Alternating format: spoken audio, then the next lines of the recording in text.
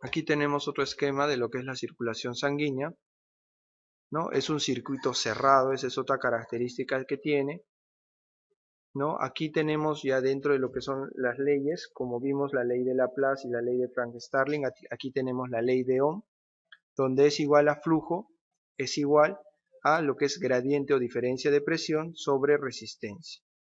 ¿Eso qué significa? Que el flujo es directamente proporcional a cualquier variación o a cualquier diferencia en lo que es la presión y es inversamente proporcional a la resistencia. ¿No? Entonces cualquier incremento de la presión puede llegar a incrementar el flujo como al inverso, ¿no? Cualquier incremento de la resistencia va a inclusive disminuir el flujo. Entonces, otra forma de expresarlo en relación a la presión es el gradiente de presión o la diferencia de presión es igual al flujo por la resistencia. No es lo mismo, simplemente para ver que cualquier alteración en el flujo o en la resistencia pueden llegar a incrementar también la presión. ¿Ya? Recordar ello principalmente con la resistencia, que es inversamente proporcional a lo que es el flujo. También otra característica en lo que es la circulación sanguínea es que hay dos tipos de flujo. Tanto el flujo laminar, como pueden ver, es un flujo organizado. Ya aquí inclusive tiene lo que es, ¿cómo se llama? Lo que es hace como una parábola. Esto es en relación a la distribución de las células de la sangre. Por ejemplo, lo que son los leucocitos en la periferia y los hematíes se van apilando, ¿no? Y lo que es el flujo turbulento, como puedes ver, es un flujo totalmente irregular, ¿no? Desorganizado, ¿no?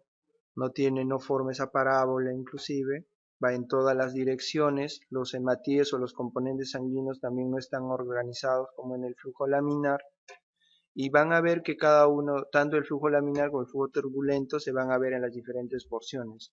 No, el flujo laminar es desde lo que es en general en todo lo que es la circulación, desde lo que son grandes arterias, venas, mientras que en lo que es la microcirculación, bueno, en los lechos capilares ya no se va a encontrar ello, sino solamente un flujo turbulento. El flujo turbulento en una arteria puede ser inducido, pero hay situaciones o patologías que pueden llegar a generar que haya un flujo turbulento, un flujo irregular. Por ejemplo, un aumento en el hematocrito, una disminución en la velocidad de la sangre, una disminución del diámetro del vaso sanguíneo, una disminución en la viscosidad de la sangre o una variación en el radio de la arteria. ¿Ya? De todas estas 5 premisas, bueno, aquí es la E, ¿cuál produciría que el flujo turbulento en una arteria pueda ser inducido? O sea, ¿qué genera flujo turbulento? O sea, que se altere, que se haga irregular, que no llegue a tener un flujo laminar. De todas estas, como han visto, según la ley de Ohm, hay lo que es la gradiente de presión, resistencia y lo que es flujo y presión, ¿no? Cuando hay una disminución en la viscosidad de la sangre, o sea, disminuye lo que es el número de glóbulos rojos, como han visto en lo que es el flujo parabólico, flujo laminar que tenemos, ¿no? Se van apilando los glóbulos rojos de manera organizada, pero cuando hay un menor número de glóbulos rojos no llega a producirse eso. Entonces hay una irregularidad y hay mayor posibilidad de que pueda llegar a producirse un flujo turbulento. Esa es una característica importante. En cambio, si hubiera un aumento en el hematocrito, hay mayor número de hematíes, inclusive hay mayor posibilidad de que haya ese tipo de organización, permite un flujo laminar y no produzca lo que es el flujo turbulento. Ahora, en relación a la disminución de la velocidad de la sangre, va en relación a lo que si aumenta el hematocrito, hay un aumento de la viscosidad, ¿no? Disminuiría el riesgo de lo que es flujo turbulento. Si hubiera un incremento en la velocidad, o sea, todo lo opuesto, un aumento en la velocidad de la sangre, eso favorece a que no haya esa organización de los componentes de la sangre y pueda producir lo que es el flujo turbulento. Ahora, vimos que a una disminución del diámetro del vaso sanguíneo, ¿no? Pero ya es a menor diámetro del vaso sanguíneo puede llegar inclusive a producir lo que es un flujo inicialmente laminar en relación a lo que es la ley de Ohm, pero la única diferencia o la única característica importante es que ya en el lecho capilar ahí es donde se va a ver flujo turbulento y va a ser considerado como algo fisiológico, algo normal. Pero dentro de lo que es la circulación sanguínea en general, el flujo que debe primar, el flujo que debe producirse en toda la circulación es el flujo laminar, ¿ya? Ahora, variación en el radio de arteria estaría en relación a esto, ¿no? Una disminución del diámetro del vaso sanguíneo. Entonces, aquí la respuesta sería la D, ¿no? Si disminuye la viscosidad de la sangre, disminuyen lo que son los glóbulos rojos, entonces esto favorece a que haya un flujo turbulento. Eso es lo que sucede en lo que son las anemias, ¿no? Una anemia moderada, una anemia severa, hay un flujo turbulento, inclusive puede llegar a producirse mayor irregularidad, y como también como mecanismo compensatorio hay un aumento en la velocidad de la sangre, hay mayor flujo turbulento, ¿no? Es una situación o un ejemplo donde podemos ver un flujo turbulento. Ahora, las otras situaciones ya vimos, ¿no? Que si es todo lo inverso, ¿no? Se produciría, no habría por qué haber un flujo turbulento, ¿no? Tanto en el aumento del hematocrito, disminución del diámetro del vaso sanguíneo, ¿no? O variación en el radio de la arteria, que es lo mismo que en la C. Entonces aquí la respuesta sería la D, ¿no? Si hubiera una disminución en la viscosidad de la sangre, esto favorece a que pueda producirse un flujo turbulento, ¿ya? Quiero que recuerden esa parte, ¿no? El ejemplo principalmente, ¿no? Este es el flujo laminar y este es el flujo turbulento, ¿no? Donde es irregular. Ahora, recuerden también esa parte, la disposición que va a tener los hematíes, ¿no? Primero en las periferias son los leucocitos y ya posterior a ellos se van apilando todo lo que son los glóbulos rojos, ¿no? Y forman esto como una parábola, ¿ya? Entonces aquí la respuesta sería la D, ¿no? Disminución en la viscosidad de la sangre, ¿no? Como pueden ver en el esquema previo, si hubiera una disminución en la viscosidad de la sangre, entonces eso hace que pudiera favorecer el flujo turbulento, no habría esa organización que van a tener los glóbulos o los componentes hemáticos para favorecer ese flujo laminar. Otra pregunta, paciente varón de 50 años que llega a emergencias por una hemorragia aguda. Entonces siempre esta es una pregunta, bueno, clásica, muchas veces seguramente ya a veces es ¿qué órganos o cuáles son los órganos donde se va a preservar sangre con prioridad, ¿no? En un estado de shock, no, incluso en un shock hemorrágico, ¿no? Miocardio, pulmón, piel, riñón o suprarrenales, ¿no? Generalmente se dicen por eso, ¿no? Órganos son miocardio y lo que es el sistema nervioso central. El que más sufre en este tipo de situaciones, ¿no? Si la pregunta nos vendría, ¿no? ¿Qué órganos son los que con menor prioridad se tiene en este tipo de eventos? Serían lo que es pulmón, riñón y principalmente es el intestino, ¿no? Del intestino es donde sufre mayor isquemia en los estados de shock, ¿ya? Porque generalmente en los estados de shock lo que hace el cuerpo es priorizar eso, ¿no? Trata de sacar volumen, sangre de los diferentes órganos o sistemas del organismo para priorizar la circulación, ¿no? Tanto coronaria como lo que es cerebral, ¿no? Porque ya vimos que a nivel de riñón un mecanismo de activación es la hipoperfusión o el bajo flujo a nivel o la disminución del flujo renal, flujo sanguíneo renal, y eso va a generar toda una cascada de mecanismos contrarreguladores o mecanismos reguladores. Entonces aquí, ¿qué órgano envía sangre con prioridad? Sería el miocardio. Entonces, tanto recuerden qué órganos son los que se van a preservar y qué órganos son los que van a sufrir en un estado de shock, ¿ya? Recordar el primero el miocardio y en los que sufren principalmente lo que es el intestino. Ya después está la piel, después está el pulmón, ¿no? Entonces aquí la respuesta sería la. Entonces aquí otro esquema ya diferenciando cada uno de los sistemas. Como pueden ver, otra característica es que es un circuito cerrado. Cada uno trabaja inicialmente, podría decirse como un sistema integrado, pero también pueden trabajar cada uno de manera independiente. Pueden ver aquí la circulación pulmonar.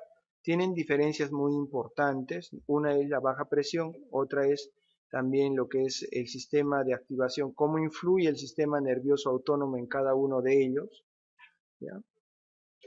¿Cuál es la variable más similar entre la circulación pulmonar y la circulación sistémica? ¿Ya? Presión arterial media, ¿no? La presión arterial media es diferente en cada uno de ellos, ¿no? 93, 95 es en lo que es la circulación sistémica, incluso 10, 12 es en la presión arterial media, en lo que es la presión pulmonar, ¿no? Ya que la presión arterial normal en la arteria pulmonar es de 25 a 10, o 8, o sea 10 a 8, 8 a 10, la diastólica, ¿no? Y en la sistémica es de 120 a 80. ¿Ya? Resistencia al flujo. Esta es otra variable que es diferente en cada uno de ellos. Como vimos, la resistencia al flujo, las resistencias son muchísimo menores en la circulación pulmonar que en la circulación sistémica, donde están bastante elevadas, ¿no? La presión capilar también es diferente. La presión capilar pulmonar media es de 7 milímetros de mercurio, mientras que en lo que es en la presión arterial, la presión capilar media a nivel sistémico es 17 milímetros de mercurio, entonces hay una variación de 10 milímetros de mercurio. ¿Ya? El flujo sanguíneo podría ser la variable que es similar en ambos. No hay variación no hay alteración en la resistencia, no hay alteración en la presión. Entonces, esa sería la variable que es más similar tanto en la circulación pulmonar como en la circulación sistémica. Porque ya vimos que la presión arterial diastólica es diferente, ¿no? Es de 8 a 10 la pulmonar y de 80 la sistémica, ¿no? Entonces, esa sería la alternativa, ¿no? La variable más similar entre las dos circulaciones. La respuesta sería la D. Ya recordar cada una de sus características propias que tiene. La circulación pulmonar. Siempre a veces la duda es, ¿no? Todos sabemos bien lo que es circulación sistémica, pero a veces nos olvidamos de la circulación pulmonar, ¿no? Y las diferencias que puede tener. Su sistema arterial es más distensible, es cierto, incluso la misma arteria pulmonar tiene una capa pulmonar más adelgazada o menor en comparación a la capa muscular que tienen las arterias, tanto la aorta, ¿no? Y las arterias arterias mayores. Otra característica es las neuronas simpáticas adrenérgicas son menos importantes en controlar las resistencias. Es lo que les decía, ¿no? Como es un sistema de baja resistencia en comparación a la sistémica, también eso está influenciado por el sistema nervioso simpático. Tiene un menor número de menor inervación, podría decirse, por lo que es menos importante controlar las resistencias. Ya esa es otra característica importante que llega a diferenciar, o sea, el tipo de control o sistema de control. Las arterias sirven de reservorios sanguíneos más importantes, esa es otra gran diferencia, ¿no? Vimos que en un estado de shock con prioridad, ¿no? Son corazón, pero los que sufren inicialmente son intestino, también ahí está el pulmón, porque ellos también actúan como reservorios sanguíneos. ¿Ya? Como tienen menos resistencia, pueden llegar a actuar inclusive como vasos de capacitancia, algo similar a la función que tiene el sistema venoso. Ahora, los capilares tienen una presión transmural menor, es lo que les decía, ¿no? La presión capilar pulmonar media es 10 veces o muchísimo menor en comparación a la presión capilar sistémica, ¿ya? Entonces aquí la gran diferencia entre los dos sería la B, ¿no? Las neuronas simpáticas adrenérgicas son menos importantes en controlar las resistencias. Todo lo demás son similitudes que van a tener, ¿ya? ¿Cuál es la duda? No hay dudas, ¿no? Yo pensé que había alguna duda, ¿ya? Entonces, si hasta aquí ha quedado claro. Ahora, la causa del aumento del flujo sanguíneo en los músculos esqueléticos. Vamos a ir viendo, hay varias preguntas. Ya vimos lo que es la circulación sistémica en general, ¿ya? La siguiente era de lo que es la circulación pulmonar, pero hay subsistemas dentro de la misma circulación sanguínea. Por ejemplo, hay regulaciones a nivel local como a nivel sistémico. A nivel local, principalmente lo que va a regular la circulación o lo que es el paso o disminución del volumen es lo que es la producción de cierto tipo de metabolitos. En ese caso, incluso ahí actúa el ácido láctico, lo que son la presión parcial de oxígeno también, ¿ya? Por ejemplo, en esta nos habla de lo que es la circulación a nivel del músculo esquelético durante el ejercicio. ¿Qué es lo que sucede? ¿Qué causa el aumento del flujo durante el ejercicio en el músculo esquelético? Liberación adrenal de adrenalina, aumento de resistencia al flujo en otros músculos, disminución en el retorno venoso, aumento del gasto cardíaco, producción local de metabolitos vasodilatadores. Durante el ejercicio, generalmente no hay un incremento del gasto cardíaco, hay un aumento del flujo sanguíneo, si generalmente a las zonas donde hay mayor trabajo, ¿no? Eso sería en general de manera sistémica, pero a nivel local, ¿no? Como hay una gran actividad metabólica a ese nivel, una gran producción de metabolitos, generalmente esos metabolitos actúan como vasodilatadores.